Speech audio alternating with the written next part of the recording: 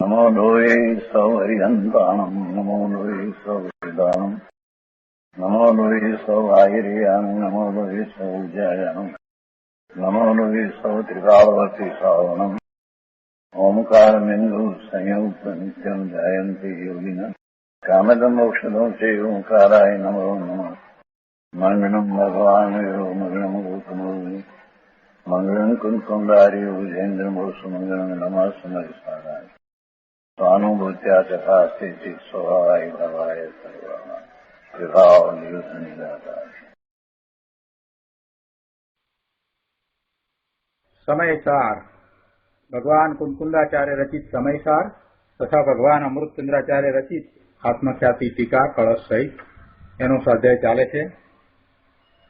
एमां परिशिष्टमां कलश 247 पछी टीकानो स्वाध्याय शरू कर्यो छे।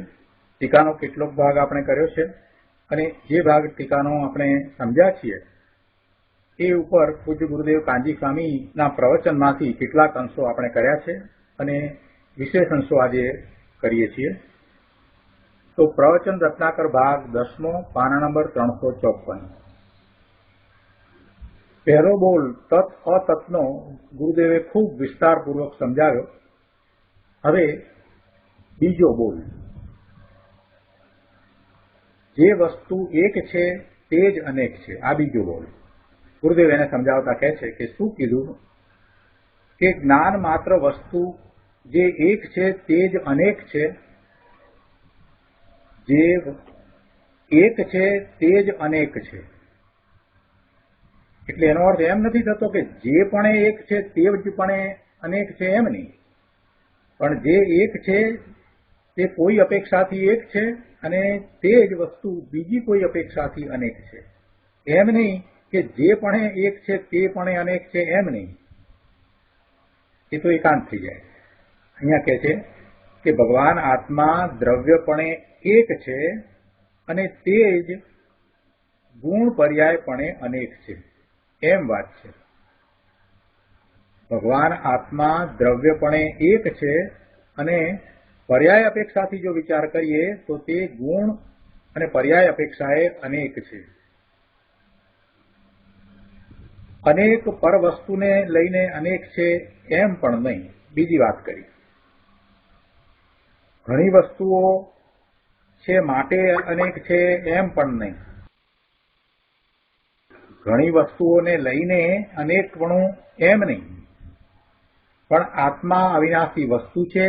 તે ગુણ પર્યાયને અભેદ કરીને દ્રવ્યપણે એક છે અને તે જ અનેક ગુણ પર્યાયના ભેદની વિવક્ષાથી અનેક છે। એમાં અનંત ગુણો અનંત પર્યાયો રહ્યા છે એટલે એ અપેક્ષાએ એનું અનેકપણું છે, પણ વાસ્તવમાં એમાં ભેદ નથી। કે દ્રવ્યથી જોઈએ તો એ દ્રવ્ય એક છે, અખંડ છે, એટલે દ્રવ્યથી તે એક છે અને જ્યારે એનો વિસ્તાર કરીને આપણે સમજીએ છીએ ત્યારે એના ભેદ પાડી અને એના સ્વરૂપને જાણીએ છીએ કે એમાં અનંત ગુણ છે જે એક સાથે રહ્યા છે અને ક્રમમાં અનંત પર્યાય છે। આવું વસ્તુનું સ્વરૂપ છે, આવું ભગવાન આત્માનું સ્વરૂપ છે। એટલે ગુણ પર્યાયના ભેદની વિવક્ષાથી આત્મા અનેક રૂપ પણ છે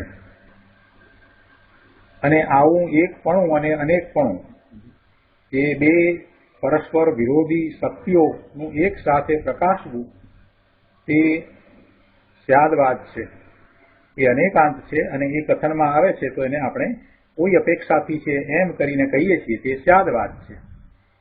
આગળ સમજાવે છે કે એક છે એટલે અનંત આત્માઓ ભેગા થઈને એક છે એમ નહીં। જો આ બીજી વાત, એક છે એટલે અનંત આત્માઓ ભેગા થઈને એક છે એમ નહીં, તથા બધા આત્માઓ ભિન્ન ભિન્ન છે એ અપેક્ષાએ અનેક છે એમ પણ નહીં। વેદાંતમાં એક પરમાત્માને સ્વીકાર્યો છે અને બધા આત્માઓ છે એ એમાં ભળી જાય છે એટલે બધું એક છે, અદ્વૈત એવી માન્યતા એમની છે, પણ એમ નહીં। એ માન્યતા ખોટી છે, જુઠ્ઠી છે। કેમ કે જેટલા સિદ્ધ થાય છે તે પોતે પોતાના અસ્તિત્વને ગુમાવતા નથી, કોઈ પરમાત્મામાં ભળી જતા નથી, એવું હોય નહીં। પોતે પોતાના શાશ્વત સુખ, આનંદ, શાંતિની પ્રાપ્તિ કરે છે તો એ પોતાનું અસ્તિત્વ ગુમાવવા માટે કરે છે? કોઈ પણ જીવ જ્યારે આટલો પુરુષાર્થ કરે છે, કેવળ જ્ઞાન પ્રગટ કરે છે, નિર્વાણ પામે છે અને પછી સિદ્ધ થાય છે તો કોઈમાં ભળી જઈ અને પોતાના અસ્તિત્વને ગુમાવી દે? એવું તો હોય નહીં. જેટલા આત્મા સિદ્ધ થઈને સિદ્ધશિલા ઉપર બિરાજી રહ્યા છે તે પ્રત્યેક પોતે પોતા સ્વરૂપે છે, પોતે જ્ઞાન, આનંદ, સુખ, શાંતિમાં બિરાજી રહ્યા છે. કોઈ કોઈનામાં ભળતા નથી. એટલે વેદાંત જેવી વાત નથી કે અનંત આત્માઓ ભેગા થઈ જાય, ભળી જાય એકમાં અને એક પરમાત્મા જ છે, બીજું કાંઈ નથી, એવી વાત નથી.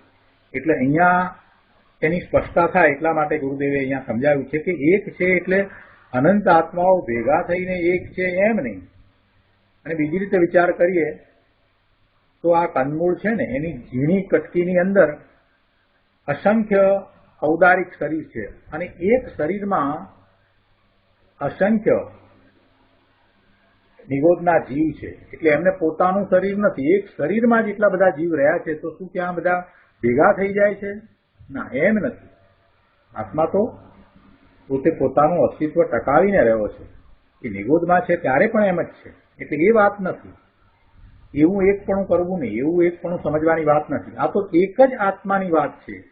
એક જ આત્મા પોતે દ્રવ્યથી એક છે અને ગુણ પર્યાય રૂપે જો એનો વિચાર કરીએ તો એ અપેક્ષાએ એ અનેકપણું છે. એટલે ગુરુદેવ સમજાવે છે કે એક છે એટલે અનંત આત્માઓ ભેગા થઈને એક છે એમ નહીં, તથા બધા આત્માઓ ભિન્ન ભિન્ન છે એ અપેક્ષાએ અનેક છે એમ પણ નહીં. વસ્તુ એટલે આત્મા જ્ઞાન સ્વરૂપ છે એમ કહેતા જ તે અનંત ગુણનો પિંડ દ્રવ્યપણે એક છે અને તે જ ગુણ પર્યાયપણે અનેક છે એમ આવી જાય છે.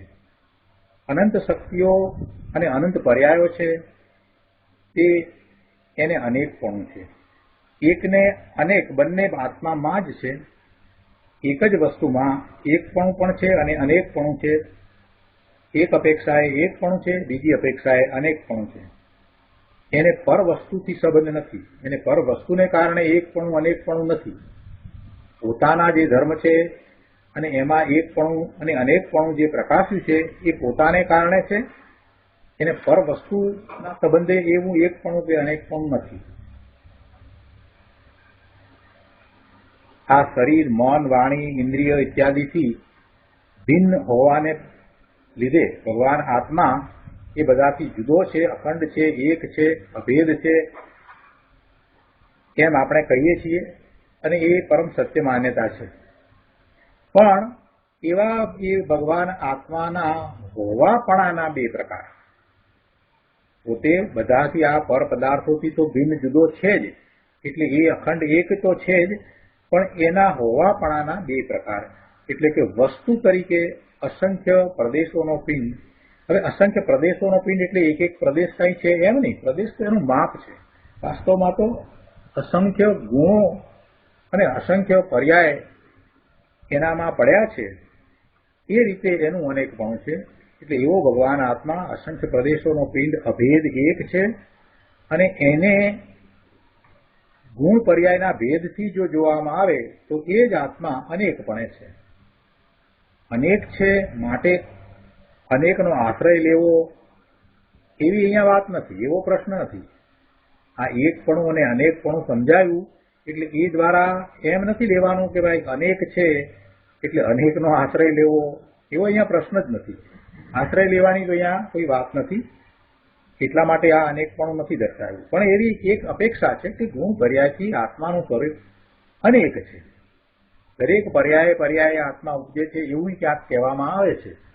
પોતે પોતાના પરિણામ થકી ઉપજતો થતો ભગવાન આત્મા જ છે, જીવ જ છે, આવું પણ ગાથામાં કહેવામાં આવ્યું છે. એટલે એવું એ અનેકપણું એ ગુણ પર્યાયની અપેક્ષાએ છે અને એકપણું એ દ્રવ્યની અપેક્ષાએ છે. આ તો અનેકાંતમય વસ્તુ છે. એમાં જેવું જેમ સ્વરૂપ છે એમ અહીંયા જાણવાની વાત કરી છે. એક છે તે જ અનેક છે, છતાં વર્તમાન પર્યાયને આશ્રય તો ત્રિકાળી દ્રવ્યનો જ છે. જો આ એકપણું છે, અનેકપણું છે, એ બધી વાત કરી છતાં પણ જો પર્યાયનો વિચાર કરીએ તો એ પર્યાયને આશ્રય કોનો છે? વર્તમાન એક સમયની પર્યાય એને આશ્રય તો ત્રિકાળી દ્રવ્યનો જ છે. બીજા સમયની પર્યાય જે વર્તમાન છે એને પણ ત્રિકાળી દ્રવ્યનો આશ્રય છે. ત્રીજા સમયની વર્તમાન પર્યાય, બધી એક પછી એક પર્યાયોનો આખો પ્રવાહ છે અને દરેકે દરેક પર્યાયનો વિચાર કરીએ તો એ પર્યાય કોના આશ્રય છે? તો કે દ્રવ્યના આશ્રય છે. અને એ પર્યાય જ્યારે પરનું લક્ષ કરે છે તો એ સ્વથી ચ્યુત થઈ છે, અને એ જ પર્યાય ધ્રુવનું લક્ષ કરે છે તો એ પોતે પોતાના સ્વરૂપને અનુભવે છે.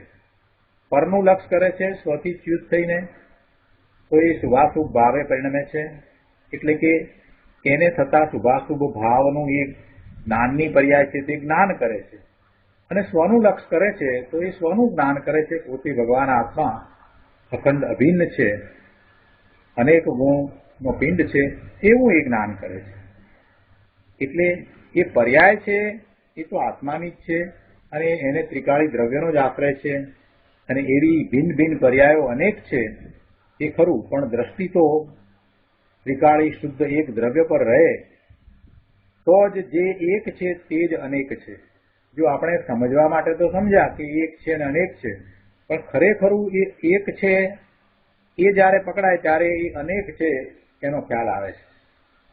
એટલે ભિન્ન ભિન્ન પર્યાયો અનેક છે એ વાત સાચી, બરાબર છે, તર્ક દ્વારા આપણે સમજ્યા. પણ દ્રષ્ટિ ત્રિકાળી શુદ્ધ એક દ્રવ્ય પર રહે તો જ જે એક છે તે જ અનેક છે એમ વસ્તુનું સાચું જ્ઞાન થાય છે. એટલે કે જ્યારે ધ્રુવ તરફ વર્તમાન જ્ઞાનની પર્યાય ઢળે છે ત્યારે જ એને પોતે કોણ છે એનું ભાન થાય છે અને સાથે જગતનું પણ ભાન થઈ જાય છે. ત્યારે એને પોતાના સ્વરૂપનું ભાન થાય છે, પોતાના અખંડ અભેદ સ્વરૂપનું ભાન થાય છે અને પોતાના અનંત ગુણો અને પર્યાયોનું પણ ભાન થાય છે. એટલે અહીંયા ગુરુદેવે એ વાત મૂકી દીધી કે દ્રષ્ટિ ત્રિકાળી શુદ્ધ દ્રવ્ય પર રહે તો જ જે એક છે તે જ અનેક છે એમ વસ્તુનું સાચું જ્ઞાન થાય છે. ભાઈ આ અંતરની ચીજ છે. વસ્તુ શુદ્ધ જ્ઞાયક સ્વભાવપણે એક છે એમ એકનો નિર્ણય તો એકમાં ઢળેલી અનેક એવી પર્યાય કર્યો છે. આવો વસ્તુનો નિર્ણય પર્યાય દ્વારા થાય છે ને, અને એક સમયની પર્યાય એવો નિર્ણય કરે છે, પછી બીજા સમયની પર્યાય પણ એવો નિર્ણય કરે છે. એમ જે એક સ્વરૂપ છે એની અંદર પર્યાયો ઢળે છે અને એનો નિર્ણય કરે છે. એટલે કહે છે કે એકનો નિર્ણય તો એવા એકમાં ઢળેલી અનેક એવી પર્યાયે કર્યો છે. કેમ કે થોડીક ક્ષણ પૂરતો જે સ્વરૂપનો અનુભવ છે એમાં તો અસંખ્ય પર્યાયો આવી જાય છે, અને એ ક્ષણો દરમિયાન જેટલી અસંખ્ય પર્યાયો થઈ એ દરેક પર્યાયે પોતાના સ્વરૂપનો નિર્ણય કર્યો કે પોતે એક છે, અનંત ગુણનો પિંડ છે, છતાં પોતે એક રૂપ છે. ત્યાં એકના નિર્ણયમાં આત્મ વસ્તુ પર્યાય અનેક છે એમ આવી જાય છે. વસ્તુ સ્થિતિ જ આમ છે. વસ્તુ સ્થિતિ જ આમ છે એટલે કે વસ્તુ જ આ પ્રસિદ્ધ કરે છે, વસ્તુ જ આ પોકારીને સિદ્ધ કરે છે. એવું સ્વરૂપ છે એવું જ જણાય ને. જેમ છે તેમ જ વસ્તુ પ્રકાશમાં આવે ને. તો આ એક અને અનેકનો બોલ થયો. હવે ત્રીજો બોલ, જે સત છે તે જ અસત છે. હવે આમાં હોવાપણાની વાત છે, અસ્તિત્વની વાત છે. એટલે ખરેખર તો એમાં 8 બોલ આવે છે. આ ત્રીજો બોલ છે એમાં જે સત છે તે જ અસત છે, પણ એમાં વિસ્તાર કરી અને અમૃતચંદ્રાચાર્ય ભગવાન 8 બોલથી આખી વાત સમજાવશે. બીજા બધામાં 2-2 બોલથી વાત સમજાવશે, જ્યારે આમાં 8 બોલથી સમજાવશે. કેમ કે સ્વના દ્રવ્ય ક્ષેત્ર કાળ અને ભાવ એ રીતે આત્મા સત છે, હોવાપણે છે, અને પરના દ્રવ્ય ક્ષેત્ર કાળ અને ભાવ રૂપે આત્મા નથી, તે હોવાપણે નથી, એમ ત્યાં સમજાવશે. તો સ્વના દ્રવ્ય ક્ષેત્ર કાળ ભાવથી એ છે, હોવાપણે છે એટલે સત છે, અને પરના દ્રવ્ય, ક્ષેત્ર, કાળ અને ભાવથી તે અસત છે. હવે આ વાત લીધી છે. ગુરુદેવ કહે છે કે આત્મા સ્વ સ્વરૂપથી છે, પોતાના હોવાપણે છે, અને તે જ પરથી અસત છે. તે જ એટલે એ જ આત્મા પરથી અસત છે, અર્થાત પરથી હોવાપણે નથી. હું સ્વ સ્વરૂપથી સત છું એટલે હોવાપણે છું, મારું અસ્તિત્વ છે. એમ જ્યાં સ્વ સ્વરૂપની અસ્થિનો નિર્ણય થયો ત્યાં પર વસ્તુ મારામાં નથી. પરથી હું અસત છું એટલે પરથી હું હોવાપણે નથી, એમ ભેગું આવી જાય છે. પરથી મારી નાસ્તિ છે અને સ્વથી મારી અસ્થિ છે. જે પોતાથી સત છે તે જ પરથી અસત છે, એમ અહીં ટૂંકમાં લીધું છે. પણ આગળ સ્વદ્રવ્ય, સ્વક્ષેત્ર, સ્વકાળ અને સ્વભાવથી સત છે એટલે હોવાપણે છે, અને તે જ આત્મા પરદ્રવ્ય, પરક્ષેત્ર, પરકાળ અને પરભાવથી અસત છે એટલે હોવાપણે નથી, એમ 8 બોલથી વિસ્તારથી સમજાવશે. ચોથો બોલ, જે નિત્ય છે તે જ અનિત્ય છે. ગુરુદેવ સમજાવે છે કે આ ત્રિકાળી ધ્રુવ ચૈતન્યમય પ્રભુ આત્મા છે, તે દ્રવ્યરૂપથી નિત્ય છે. આ ત્રિકાળી ધ્રુવ ચૈતન્યમય પ્રભુ આત્મા છે, તે દ્રવ્યરૂપથી નિત્ય છે, અને તે જ પર્યાય રૂપથી અનિત્ય છે. પર્યાય જે પ્રતિ સમય પલટે છે તે વડે તે અનિત્ય છે, અને નિત્યપણું પોતાનું ધ્રુવ ચૈતન્ય સ્વરૂપ જે બદલાતું નથી તે નિત્ય છે. અને અનિત્ય શું છે? પર્યાય છે. કેમ કે પર્યાય એક સમયની છે, એનું અસ્તિત્વ એક સમયનું છે, અને પછી એ વિલીન થઈ જાય છે અને નવી પર્યાય ઉત્પન્ન થાય છે. એટલે એ પર્યાય નિત્ય રહેતી નથી. જે એક સમયની પર્યાય છે તે નિત્ય નથી, બીજા સમયની બીજી પર્યાય છે. એટલે પર્યાયનું નિત્યપણું નથી, એટલે પર્યાય અનિત્ય છે. પર્યાય અનિત્ય છે છતાંય ધ્રુવ ચૈતન્ય પ્રભુ આત્મા એ નિત્ય છે, એનો ક્યારેય નાશ થતો નથી. એટલે ચૈતન્યમય પ્રભુ આત્મા ધ્રુવ નિત્ય છે, અને આ પર્યાય છે જે પ્રતિ સમય પલટે છે, એટલે કે નવી નવી ઉત્પન્ન થાય છે, એટલે એ પર્યાય અનિત્ય છે. એટલે પર્યાયથી આત્મા અનિત્ય છે અને ધ્રુવથી આત્મા નિત્ય છે. પર્યાય અપેક્ષાએ જોઈએ તો એ અનિત્ય છે, અને ધ્રુવ અપેક્ષાએ જોઈએ તો એ નિત્ય છે. એટલે એક જ ભગવાન આત્મામાં આવું નિત્ય અને અનિત્યપણું છે.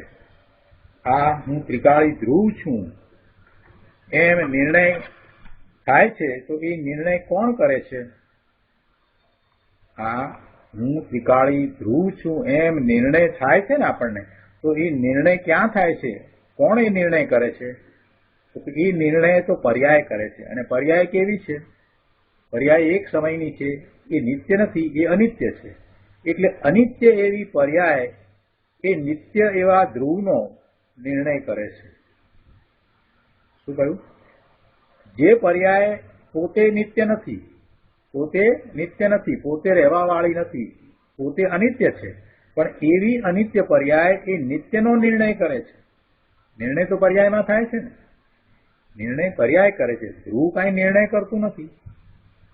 નિત્યનો એટલે ધ્રુવનો કે અનિત્યનો નિર્ણય તો કોણ કરે? નિર્ણય તો પર્યાય કરે છે. નિત્યનો, ધ્રુવનો કે અનિત્યનો નિર્ણય, નિત્ય ધ્રુવ છે એ ધ્રુવ નિર્ણય નથી કરતો, પણ નિર્ણય તો અંદર ઢળેલી અનિત્ય પર્યાયમાં જ થાય છે. પર્યાયમાં થાય છે, અને કઈ પર્યાયમાં એ નિત્યનો નિર્ણય થાય છે? જે પર્યાય અંદર તરફ વળી છે, અંદર તરફ ઢળી છે, નિત્ય તરફ ઢળી છે, એ જ પર્યાય નિત્યનો નિર્ણય કરે છે. ધ્રુવ કાંઈ નિર્ણય નથી કરતો. ધ્રુવ તો ધ્રુવ છે, પણ નિર્ણય કરનારી પર્યાય છે. એ પર્યાય અનિત્ય છે. એ અનિત્ય પર્યાય નિત્યનો નિર્ણય કરે છે. કઈ રીતે કરે છે? એ નિત્ય તરફ ઢળીને કરે છે. નિત્ય તરફ ઢળતા એ પર્યાયમાં નિત્યનો અનુભવ આવી જાય છે અને એ પર્યાય તો એક સમયની છે. બીજા સમયે પણ પાછી એ જ પર્યાય એવો જ નિર્ણય કરે છે, ત્રીજા સમયે પણ કરે છે. એમ અસંખ્ય પર્યાયો એવા નિત્યનો નિર્ણય કરે છે. એ વખતે પોતાનો ઉપયોગ સ્વ તરફ વળ્યો છે અને પોતે અતિન્દ્રિય આનંદને વેદે છે. અને એ જ સમ્યક દર્શન છે, એ જ સમ્યક જ્ઞાન છે. અને ત્યાં જેટલો સમય રહે છે એ સમ્યક ચારિત્ર છે. એ ધર્મની શરૂઆત છે, એ મોક્ષનો માર્ગ છે. એટલે નિર્ણય કરનારી પર્યાય છે એ ભલે અનિત્ય છે, પણ એ પર્યાય ધ્રુવ તરફ ઢળે છે તો એ નિર્ણય કરે છે. હવે અહીંયા સમજવાનું એ છે કે પર્યાયે નિત્યનો નિર્ણય ક્યારે કર્યો? કે જ્યારે એ સ્વલક્ષી થઈ ધ્રુવ તરફ ઢળી ત્યારે નિર્ણય થયો. એ જ પર્યાય જ્યારે પરનું લક્ષ કરે છે તો આવો નિર્ણય થતો નથી. પરનું લક્ષ કરે છે ત્યારે એ શુભાશુભ ભાવે છે, અથવા તો શુભાશુભ ભાવને જાણે છે. જ્ઞાનની પર્યાય છે તો એ શુભાશુભ ભાવ થયા છે તો એને જાણે છે.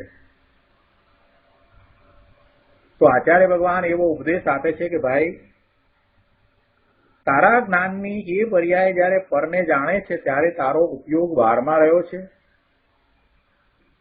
એ ઉપયોગને તું સ્વ તરફ વાળ. એમ કરતા હવે જ્ઞાનની પર્યાય એ સ્વ તરફ વળી છે, ધ્રુવ તરફ ઢળી છે. તો એ જ્ઞાનની પર્યાયમાં તને નિત્યનો નિર્ણય થઈ જશે, તારા અદ્ભુત સ્વરૂપનો નિર્ણય થઈ જશે. એટલે ગુરુદેવ આ વાત અહીંયા કહે છે કે નિર્ણય તો અંદર ઢળેલી અનિત્ય પર્યાયમાં જ થાય છે. ભલે અનિત્ય છે પણ એક અંદર ઢળેલી પર્યાયમાં નિર્ણય થાય છે. આપણે આ નિર્ણય કર્યો એ નિર્ણય નહીં, એ નિર્ણય નથી થયો, એ સાચો નિર્ણય નથી. એ તો ધારણા જ્ઞાન છે, એ તો ધારણા જ્ઞાન થયું છે. પણ નિર્ણય તો અનુભવ સહિત થાય. એટલે અનુભવ સહિત થાય એટલે શું? તો કે અંદર ઢળેલી પર્યાય છે એમાં એવા નિત્યનો નિર્ણય થાય છે. જો અહીંયા માર્ગ દર્શાવ્યો છે કે કઈ રીતે વસ્તુનું સ્વરૂપ છે. શા માટે ગુરુદેવ વારંવાર એમ કહે છે કે ભાઈ તારા ઉપયોગને ધ્રુવ તરફ લઈ જા? કેમ કે એમ કર્યા સિવાય પોતાના સ્વરૂપનો નિર્ણય થતો નથી, પોતાના સ્વરૂપનો અનુભવ થતો નથી, પોતાના સ્વરૂપમાંથી આવતા આનંદનો અનુભવ થતો નથી. આગળ કહે છે ભાઈ, વસ્તુ જ આવી નિત્ય અનિત્ય છે અને અનિત્ય પર્યાયમાં જ નિત્યનું જ્ઞાન અને શ્રદ્ધાન થાય છે. આમ એક વસ્તુમાં સત અસત, એક અનેક, સત અસત, સત અસતના 8 બોલ આવશે અને બીજા બધાના 2 બોલ આવશે. એટલે કુલ 14 બોલ થશે. સત અસતના 2 બોલ છે, એક અનેકના 2 બોલ છે, સત અસતના 8 બોલ તથા નિત્ય અનિત્ય એના 2 બોલ, એમ કુલ 14 બોલ થાય છે. અને એ 14 બોલ માટે અમૃતચંદ્રાચાર્ય ભગવાને 14 કળશ લખ્યા છે અને એનો ઘણો વિસ્તાર કર્યો છે. એ બધું આપણે ફરીથી સમજીશું. અત્યારે તો આપણે સામાન્ય સમજ મેળવી રહ્યા છીએ, ત્યારે ગુરુદેવે ઘણો વિસ્તાર કર્યો છે એટલે આપણને એનો લાભ મળી જાય છે. આગળ કહે છે કે એમ એક વસ્તુમાં વસ્તુપણાની નિપજાવનારી પરસ્પર વિરુદ્ધ 2 શક્તિઓનું પ્રકાશવું તે અનેકાંત છે. આચાર્ય ભગવાનની ટીકાની આ વાતને ગુરુદેવ સમજાવે છે. કહે છે કે જુઓ શું કહે છે કે વસ્તુમાં વસ્તુપણાની નિપજાવનારી એટલે શું? વસ્તુમાં વસ્તુપણાની નિપજાવનારી એટલે શું? એટલે કે વસ્તુનું ગુણ પર્યાય તે વસ્તુપણું છે. વસ્તુનું ગુણ પર્યાય તે વસ્તુપણું છે. તેની નિપજાવનારી અર્થાત વસ્તુમાં જે ભાવ સ્વભાવ છે તેને પ્રકાશનારી, વસ્તુને સિદ્ધ કરનારી અર્થાત તેને યથાર્થપણે અનુભવમાં એટલે જ્ઞાનમાં આવવા લાયક કરનારી તત અતત આદિ પરસ્પર 2 વિરુદ્ધ શક્તિઓનું પ્રકાશવું તે અનેકાંત છે. આગળ 356 પાના ઉપર કહે છે કે જે તત છે તે જ અતત છે, જે એક છે તે જ અનેક છે, જે સત છે તે જ અસત છે, જે નિત્ય છે તે જ અનિત્ય છે, આમ વસ્તુમાં પરસ્પર વિરુદ્ધતા સહિત ધર્મો રહેલા છે અને તે વસ્તુના વસ્તુપણાને નિપજાવે છે. વસ્તુનું વસ્તુપણું એના ધર્મોથી છે. વસ્તુ છે તો વસ્તુ શું છે? આપણે કહીએ છીએ ને કે દ્રવ્ય એટલે શું? તો કે ગુણોનો સમૂહ ને દ્રવ્ય કહીએ છીએ. તો વસ્તુ જ્યારે છે તો એમાં અનંત ગુણો છે અને એવા ધર્મો છે. તો એવા અનંત ગુણો અને ધર્મો દ્વારા વસ્તુ છે. તો એવા વસ્તુપણાને નિપજાવનાર કોણ છે? એના ધર્મો છે. એટલે એમાં ગુણ ધર્મો બંને આવી ગયા. વસ્તુપણાને નિપજાવનાર તો એના ધર્મો છે ને, અને એમાં ગુણ અને ધર્મમાં ધર્મનો વિચાર કરીએ તો એમાં એ પરસ્પર વિરોધાભાસી લાગતી શક્તિઓ છે. અને એવું પરસ્પર વિરોધાભાસ રૂપ શક્તિઓનું હોવાપણું એને પ્રકાશવું તે અનેકાંત છે. એટલે કહે છે કે આમ વસ્તુમાં પરસ્પર વિરુદ્ધતા સહિત ધર્મો રહેલા છે અને તે વસ્તુના વસ્તુપણાને નિપજાવે છે, સિદ્ધ કરે છે. અવિરોધપણે સિદ્ધ કરે છે એટલે સાધે છે, પણ વસ્તુનો નાશ થવા દેતા નથી. વસ્તુમાં આવી પરસ્પર બે વિરુદ્ધ શક્તિઓનું પ્રકાશવું તે અનેકાંત છે. ગુરુદેવ કહે છે કે એટલું અમૃત ભર્યું છે ભાઈ, પણ એને અભ્યાસ નથી કર્યો ને એટલે એને ખ્યાલ નથી આવતો. એ બહારના અભ્યાસમાં રોકાઈ રહ્યો.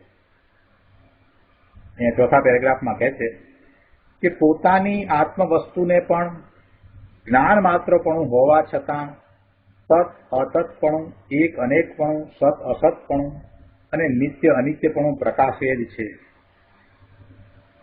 કારણ કે તેને જ્ઞાન માત્ર વસ્તુને અંતરંગમાં ચકચકાટ પ્રકાશતા જ્ઞાન સ્વરૂપ વડે તત્પણું છે અને બહાર પ્રગટ થતા અનંત જ્ઞેયપણાને પામેલા સ્વરૂપથી ભિન્ન એવા પર રૂપ વડે, એટલે કે જ્ઞાન સ્વરૂપથી ભિન્ન એવા પર દ્રવ્યના રૂપ વડે અતત્પણું છે, અર્થાત તે રૂપે જ્ઞાન નથી.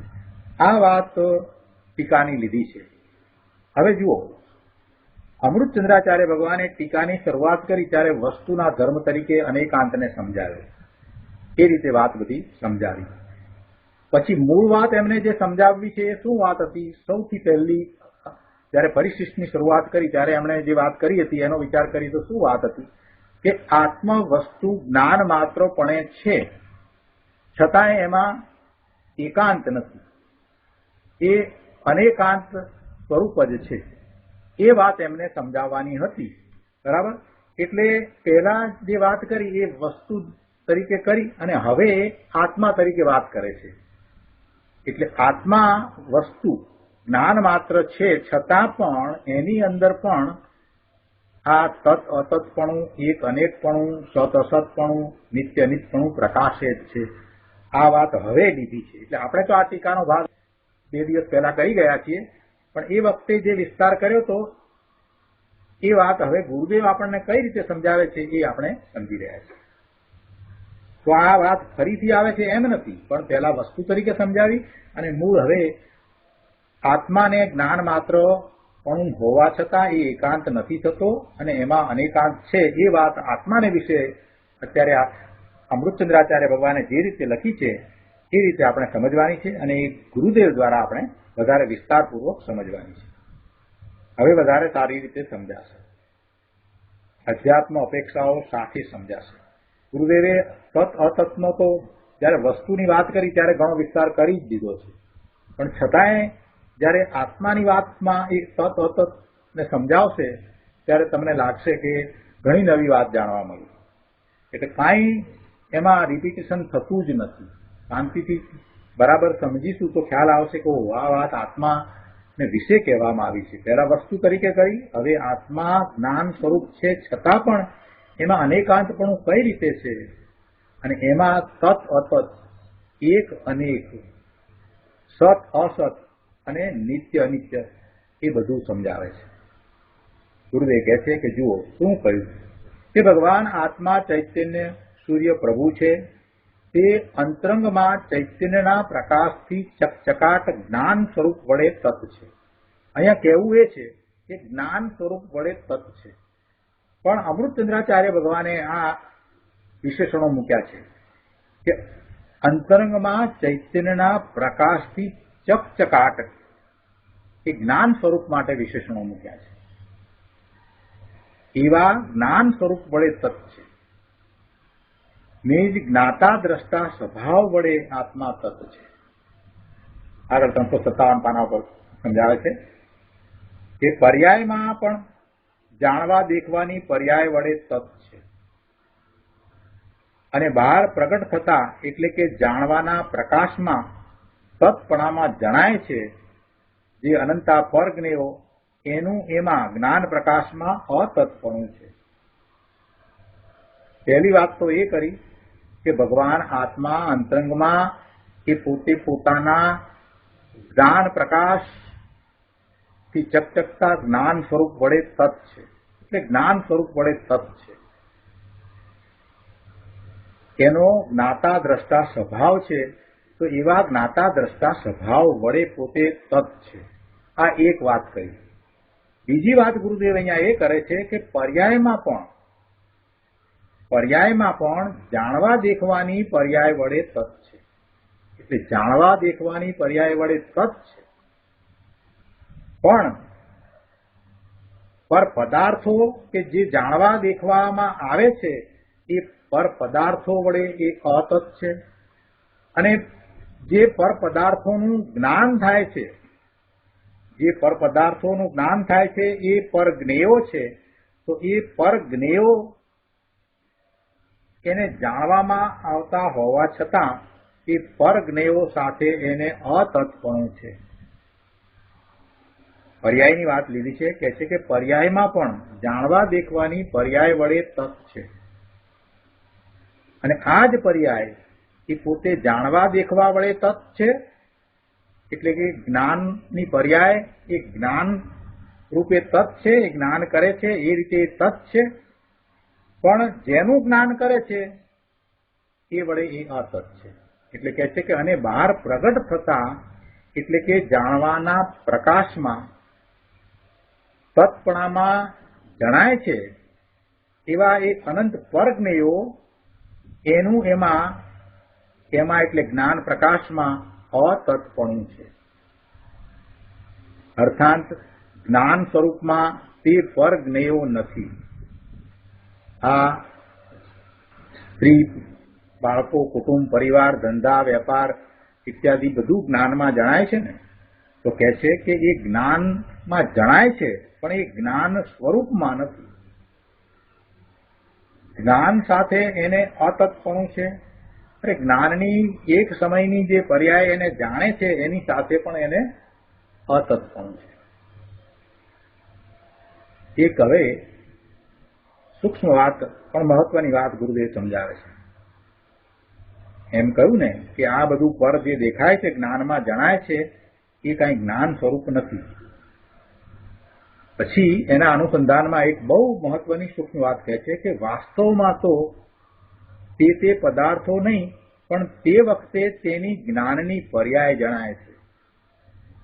આપણે એમ કહ્યું ને કે એ બધા પદાર્થો જણાય છે ને, કુટુંબ, પરિવાર આ બધું જણાય છે, તો ગુરુદેવ કહે છે કે વાસ્તવમાં એ પદાર્થો નહીં પણ તે વખતે તેની જ્ઞાનની પર્યાય જણાય છે.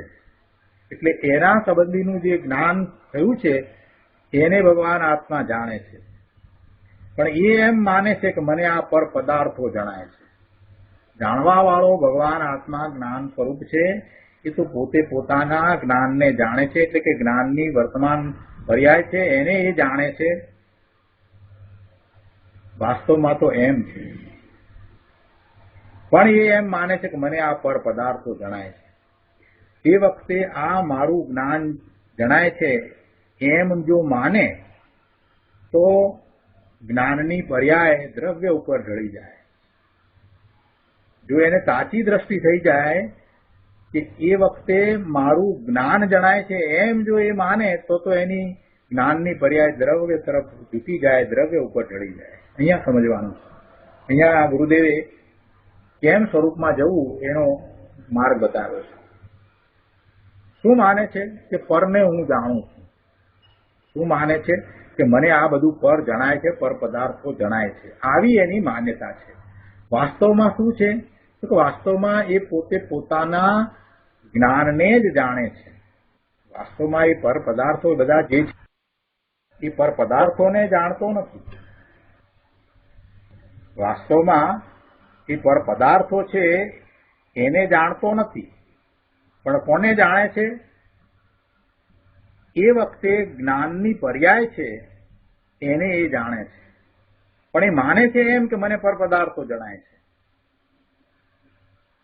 તે વખતે આ મારું જ્ઞાન જણાય છે એમ જો એ માને, એમ એની શ્રદ્ધા થઈ જાય તો જ્ઞાનની પર્યાય દ્રવ્ય તરફ ઢળી જાય. જે કરવાનું છે એને એમ છે કે હું પરને જાણું છું, પણ એ પરને જાણવા વાળો પોતે એને જણાય છે, જાણવા વાળો એને જાણવામાં આવે છે. કોણ જણાઈ રહ્યો છે? જાણવા વાળો જણાય છે. એ એને જ્ઞાન સ્વભાવી ભગવાન આત્મા એને પોતાને વર્તમાન જ્ઞાનની પર્યાયમાં એ વખતે જાણવા વાળા તરીકે જણાઈ રહ્યો છે, પણ એવું એ લક્ષ કરતો નથી. એ શું લક્ષ કરે છે? શું માને છે? કે હું પરને જાણું છું. એટલે ગુરુદેવ કહે છે કે ભાઈ વાસ્તવમાં એ પરને નહીં, પરંતુ એ પોતે પોતાના જ્ઞાનને જાણે છે. એ જાણવા વાળી એક સમયની પર્યાય એ વખતે પોતાના જ્ઞાન સ્વભાવી ભગવાન આત્માને આ રીતે જાણે છે કે એ જ્ઞાન કરી રહ્યો છે. પરનું જ્ઞાન કરે છે એ વખતે પણ એ પોતે પોતાને જ જાણે છે. ફરી ફરીને વાતનો વિચાર કરવો, ખૂબ વિચાર કરવા જેવું છે. જાણનારો જ જણાય છે. આખું પુસ્તક લખાયું છે. અહીંયા કહે છે કે તે વખતે આ મારું જ્ઞાન જણાય છે એમ માને તો જ્ઞાનની પર્યાય દ્રવ્ય ઉપર ઢળી જાય. આખી વાત પલટાઈ જાય. એને જે પલટો કરવાનો છે, જે એને ઉપયોગને અંદર લઈ જવાનો છે, એ આ રીતે પોતે લઈ જઈ શકે એમ છે. પરને જાણતા પણ વાસ્તવમાં મને મારું જ્ઞાન જ જણાય છે, જાણનારો કોણ છે એમ પ્રશ્ન કરે તો આખી દ્રષ્ટિ બદલાઈ જાય છે. જ્યારે એ પરને જાણે છે ત્યારે એ એમ પોતાને પ્રશ્ન કરે કે આ જાણ્યું કોણે? જાણ્યું તો આત્માએ જાણ્યું, એ જ્ઞાને જાણ્યું, એ જાણવા વાળો હું જ છું. તો એ જાણવા વાળો હું છું એમ એ પર્યાય હું એટલે જાણવા વાળા તરફ વળી. સમજાય છે? પોતાને એ પ્રશ્ન કરે કે આ જાણ્યું કોણે? આ ઘડિયાળમાં 8:15 વાગ્યા છે, 8:05 થઈ છે. તો એ જાણ્યું, તો એ જાણ્યું કોણે? તો કે ભગવાન આત્માએ જાણ્યું. એ કોણે જાણ્યું? તો કે એ મારા જ્ઞાન સ્વરૂપે જાણ્યું. તો એ મારા જ્ઞાન સ્વરૂપને જાણવા વાળી એ સમયની એ પર્યાય જ્ઞાન સ્વરૂપ તરફ વળી ગઈ છે. હવે આગળ એમાં એને વધવાનું છે. એટલે અહીંયા એમ કહે છે કે જો એ એમ માને તે વખતે આ મારું જ્ઞાન જણાય છે એમ માને તો એ જ્ઞાનની પર્યાય દ્રવ્ય ઉપર ઢળી જાય છે. અને પછી પોતાને જાણવા તરફ વળી ગયેલી એ પર્યાય એક પછી એક એમ એવી અસંખ્ય એ પર્યાયો થાય અને એમાં એને પોતાનું સ્વરૂપ જાણવામાં આવી જાય. કેમ કે જાણવા તરફ એની પર્યાય વળી છે, સ્વને જાણવા તરફ વળી છે, જ્ઞાન સ્વભાવી ભગવાન આત્માને જાણવા તરફ વળી છે. એટલે વિકલ્પો ઉત્પન્ન થતા જ નથી.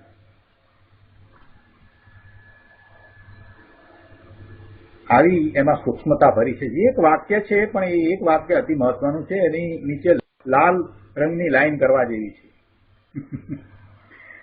ફરી ફરીને વાંચવા જેવું છે. શું કે છે? કે એ બધાને જાણે, ધંધા વેપાર ઇત્યાદિ બધા એને જ્ઞાનમાં જણાય છે. અને એ જે જણાય છે એ જ્ઞાન સ્વરૂપમાં નથી, એ એનાથી જુદું છે. આવી સરળ વાત તો બધાને સમજમાં આવી. પણ અહીંયા એક બીજી વાત કરી કે એ વાસ્તવમાં તો તે પદાર્થોને નહીં, પણ તે વખતે તેની જ્ઞાનની પર્યાય જણાય છે.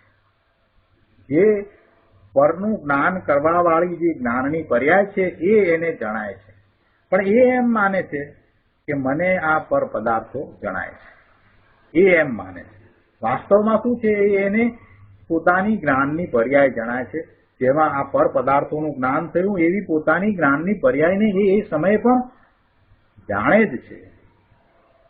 અને જો આ વાતને પકડી રાખી અને એ વખતે એ નિર્ધાર કરી અને આગળ વધે કે તે વખતે આ મારું જ્ઞાન જણાય છે, અને એમ માને તો એ જ્ઞાનની પર્યાય કે પોતાના દ્રવ્ય તરફ ઢળી જાય છે, એટલે પોતાના જ્ઞાન સ્વભાવી ભગવાન આત્મા તરફ ઢળી જાય છે. બહુ સરસ વાત છે.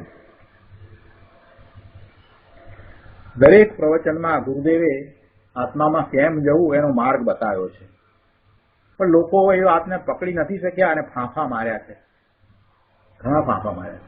અમને કેમ થતું નથી એમ કરીને પ્રશ્નો બેનશ્રીબેન પાસે મૂક્યા છે, અને બેનશ્રીબેને આ જ વાત સમજાવી છે કે ભાઈ તું હજી 12મા ને 12મા જ રહ્યો છે, તને હજી એટલું મહાત્મય આવ્યું નથી, તને હજી એટલી રુચિ થઈ નથી. સ્વરૂપનું મહાત્મા આવવું, સ્વરૂપની રુચિ થવી, તો જ એ સ્વરૂપ તરફ જવાય. બાકી ગુરુદેવે તો માર્ગ બહુ સ્પષ્ટ કરી દીધો છે, કેટલું સરસ રીતે પકડાવી દીધું છે કે કેવી રીતે આત્મામાં જવાય.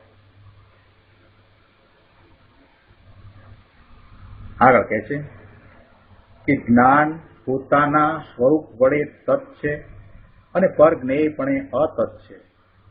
આ તો આપણે સમજ્યા છીએ. અહીંયા વધારે સારી રીતે સમજાવ્યું છે કે જ્ઞાનમાં જે બધા પરજ્ઞેયો જણાય છે તે ખરેખર પરજ્ઞેયો નથી. જ્ઞાન પોતાના સ્વરૂપ વડે તત્ છે અને પરજ્ઞેયપણે અતત્ છે. એ વાત તો આપણે બરાબર સમજ્યા છીએ. 2 દિવસથી વાત તો આપણે સમજી રહ્યા છીએ, નહીં તો બરાબર પકડાઈ ગયું છે. પણ અહીંયા ગુરુદેવ બીજી રીતે વધારે સ્પષ્ટ કરે છે. બહુ સરસ વાત મૂકી છે. કે છે કે જ્ઞાનમાં જે બધા પરજ્ઞેયો જણાય છે તે ખરેખર પરજ્ઞેયો નથી, પણ જ્ઞાનની જ દશા છે. જ્ઞાનમાં જે બધા પરજ્ઞેયો જણાય છે તે ખરેખર પરજ્ઞેયો નથી, પણ જ્ઞાનની જ દશા છે. અરીસાને યાદ કરીએ ફરી પાછું કે અરીસામાં જે પ્રતિબિંબ જણાય છે એ વાસ્તવમાં એ બધી વસ્તુઓ એ બિંબો નથી. અરીસામાં જે કોમ્પ્યુટર દેખાય છે એ કોમ્પ્યુટર નથી. અરીસામાં ચંદ્ર દેખાય છે એ ચંદ્ર નથી, ચંદ્ર બહાર રહ્યો. અરીસામાં જે જણાય છે એ શું છે? એ પ્રતિબિંબ છે. પ્રતિબિંબ એ શું છે? એ અરીસાની દશા છે. સમજાય છે? અરીસામાં જે જણાય છે એ વાસ્તવમાં કોઈ બિંબ નથી, કોઈ વસ્તુ નથી, કોઈ પદાર્થ નથી. એ અરીસાની દશા છે, અરીસાની અવસ્થા છે. તો પછી અહીંયા પણ એમ જ છે કે ભગવાન આત્માને જ્ઞાનમાં જે પરજ્ઞેયો જણાય છે એ ખરેખર પરજ્ઞેયો નથી. તો શું છે? અરીસાની દશા છે એમ કહ્યું તો અહીંયા શું છે કે જ્ઞાનની નિર્મળતા છે. એ જ્ઞાનની જ દશા છે, જ્ઞાનની નિર્મળ દશા છે. ફરીથી ઘણા જરાક વાર લાગશે પકડતા. આ વાત બહુ મહત્વની છે ને જેમ છે તેમ પકડવી પડશે. અરીસો લઈએ, અરીસાની સામે કોમ્પ્યુટર મૂકીએ અને બાળક પેલા અરીસામાં જે કોમ્પ્યુટર જુએ એને એમ કે કોમ્પ્યુટર એને પકડવા જાય તો આપણે શું કહીએ કે ભાઈ ત્યાં કોમ્પ્યુટર નથી, કોમ્પ્યુટર તો બહાર છે. રામચંદ્ર ભગવાનનું ઉદાહરણ આપણને યાદ છે કે નાના બાળક હતા ત્યારે એમને પેલો ચંદ્ર જોઈતો હતો તો પછી કોઈ કે નીચે પાણી રાખીને એમાં એમને ચંદ્ર બતાવ્યો કે જો હવે અહીંયા ચંદ્ર પકડ. કે બાળક છે એટલે સમજી જશે કે વાસ્તવમાં ઉપર ચંદ્ર છે તો ક્યાંથી પકડાય.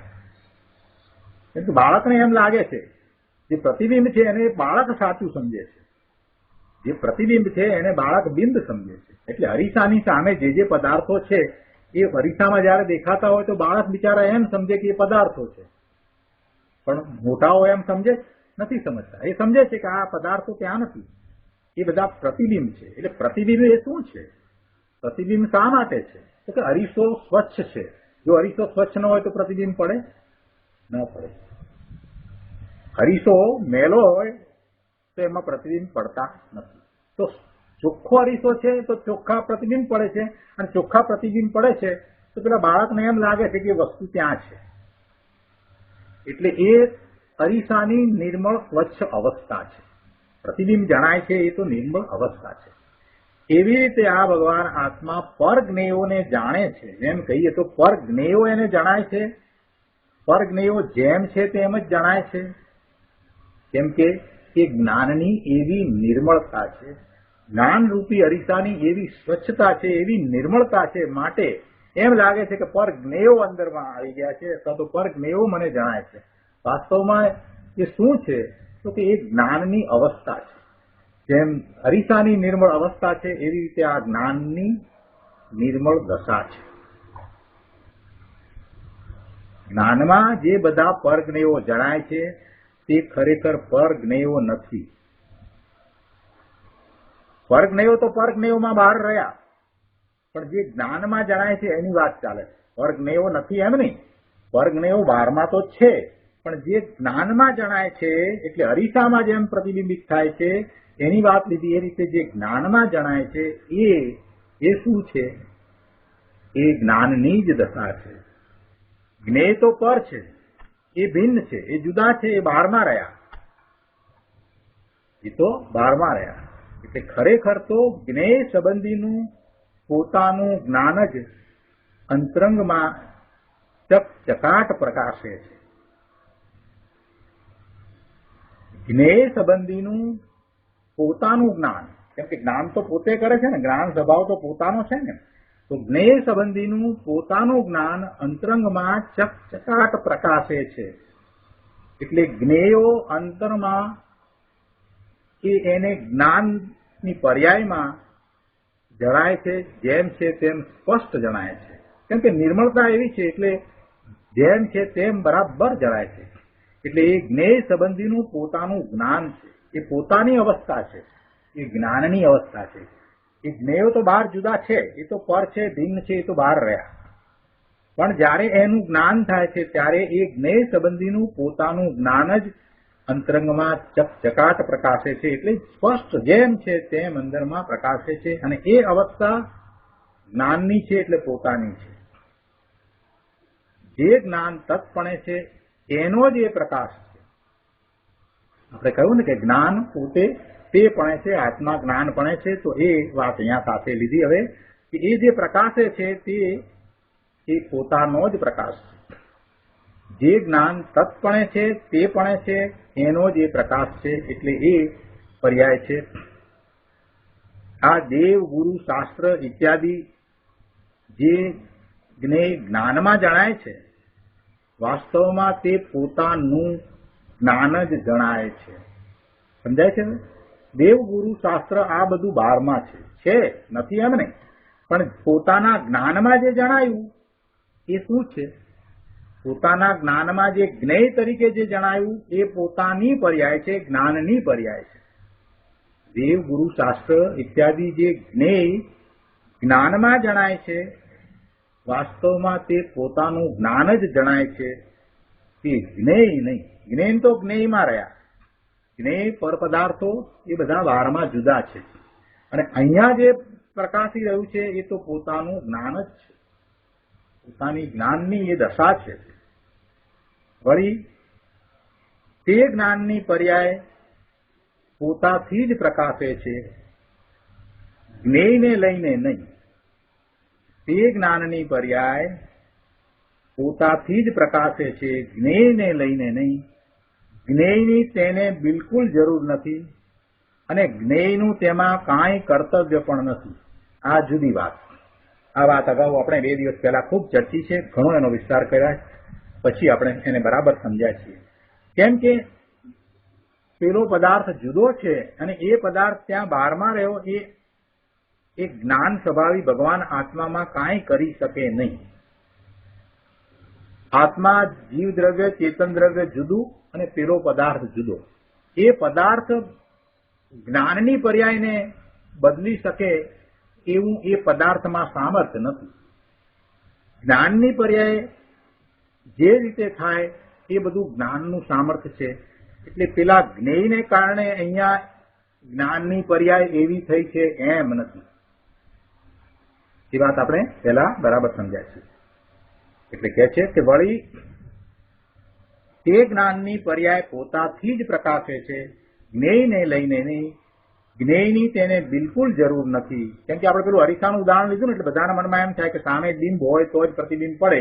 પણ અરીસાનું ઉદાહરણ એટલા પૂરતું લીધું છે કે ત્યાં આપણે અરીસાની અવસ્થા દ્વારા જ્ઞાનની અવસ્થા સમજાવી છે. એટલે કોઈ પણ ઉદાહરણ, કોઈ પણ દ્રષ્ટાંત છે ને એ સર્વાંગનો હોય, બધી રીતે હોય એમ ન હોય. કોઈ એક અપેક્ષાને સમજવા માટે જ એ લેવાનું હોય. ત્યાં પછી અરીસાનું ઉદાહરણ ફક્ત એટલું સમજવા પૂરતું જ લીધું કે ત્યાં અરીસાની અવસ્થા છે, નિર્મળ છે, એવી રીતે જ્ઞાનની અવસ્થા છે, એટલી વાતને સમજવા માટે એ અરીસાનું ઉદાહરણ લીધું છે. અહીંયા જે વાત આપણે સમજવી છે એ જુદી વાત સમજવી છે. અહીંયા એમ સમજવું છે કે જ્ઞેયને કારણે જ્ઞાન થતું નથી, એ વાતને સમજવી છે. ત્યારે અહીંયા અરીસાનું ઉદાહરણ આપણે લેતા નથી, કેમ કે કોઈ પણ ઉદાહરણ લઈએ એ ઉદાહરણ એક અપેક્ષા સમજાવવા માટે હોય છે. એ કાંઈ ઉદાહરણને આપણે સમજાવવું છે એમ નથી. મૂળ વાતને સમજાવવી હોય ત્યારે દ્રષ્ટાંત લઈએ, ઉદાહરણ લઈએ, અને ઉદાહરણ દ્વારા એક જ વસ્તુ સમજાવી શકાય. ઉદાહરણ કાંઈ સર્વાંગ બધી રીતે મળતું આવે એવું ન હોય. એ ઉદાહરણ છે, એ દ્રષ્ટાંત છે, એ સમજાવવા માટે છે. જે સમજી નથી શકતા એને સમજાવવા માટે ઉદાહરણ આપવામાં આવે. પણ ઉદાહરણ મૂળ વસ્તુ સાથે બધી રીતે મળતું હોય એવું ન હોય. એટલે એક જ વસ્તુ સમજાવી શકાય. અરીસા દ્વારા નિર્મળતા સમજાવી શકાય, અરીસાની અવસ્થા સમજાવી શકાય, કઈ રીતે જ્ઞેયો એમાં પ્રકાશે છે એ બધું સમજાવી શકાય. પણ અહીંયા આપણે બીજી વાત સમજાવવી છે. તો બીજી વાત સમજવા માટે હવે અરીસાની વાતને લેવી નહીં. એટલે એમ ન લેવું કે સામે બિંબ હોય તો જ પ્રતિબિંબ પડે, એમ નથી લેવાનું. અહીંયા વાત દ્રવ્યની સ્વતંત્રતાની, દ્રવ્યના સ્વતંત્ર પરિણમનની સમજાવવી છે. તો અહીંયા એમ કહ્યું કે પર જ્ઞેય છે એ જુદું છે, તે જડ છે કે ચેતન છે, તે સામે જે રહ્યા છે તે રહ્યા છે, એ બહારમાં છે. અને આ જ્ઞાન જીવને જે થાય છે તે એનાથી જુદો છે. ભગવાન આત્મા ચેતન છે. તો આવો ચેતન એની જે પર્યાય થાય છે, એને જે જ્ઞાન થાય છે એ એનું પરિણમન છે. તો એના પરિણમનને બીજો કેવી રીતે કરે? બે વસ્તુ જુદી છે, બે દ્રવ્ય જુદા છે, તો એક દ્રવ્ય બીજા દ્રવ્યની પર્યાયને બદલે કેવી રીતે? કોઈની પણ પર્યાયને બદલવી હોય તો એના રૂપ થવું પડે, એ મય થઈ જવું પડે. એટલે પોતાના સ્વરૂપને છોડી દેવું પડે. એ સિવાય તો એ શક્ય જ નથી. પણ એમ થાય તો દ્રવ્યનો નાશ થઈ જાય. દ્રવ્ય પર દ્રવ્ય જો આ દ્રવ્યની પર્યાયને બદલે તો એ એક જ રીતે બદલી શકે કે પેલું દ્રવ્ય એ નાશ પામીને આ દ્રવ્ય રૂપે થઈ જાય તો બદલી શકે.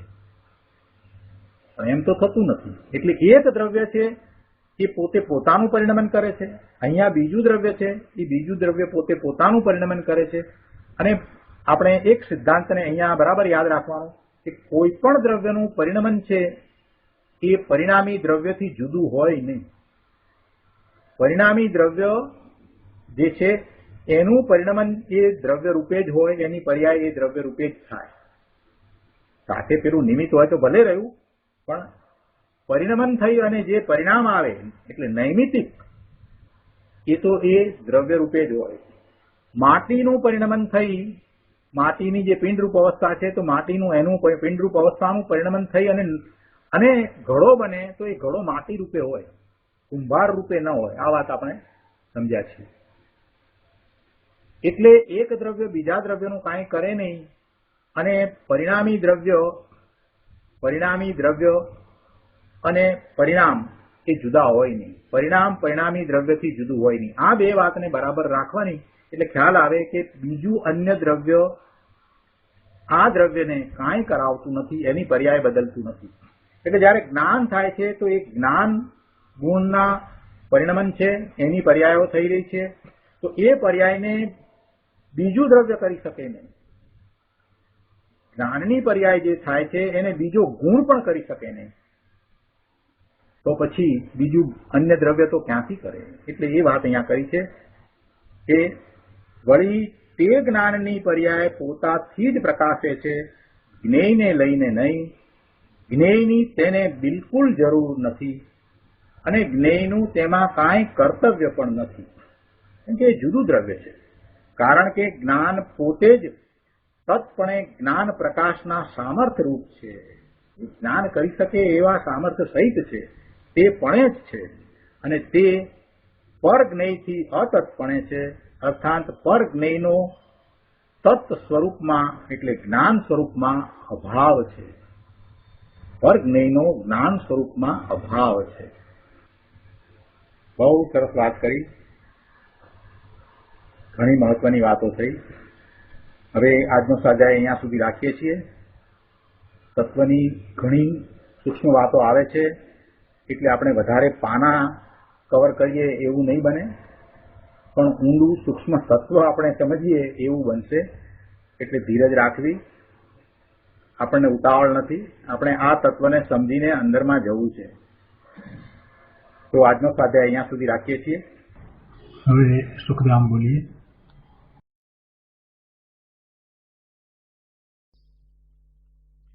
સુખધામ અનંત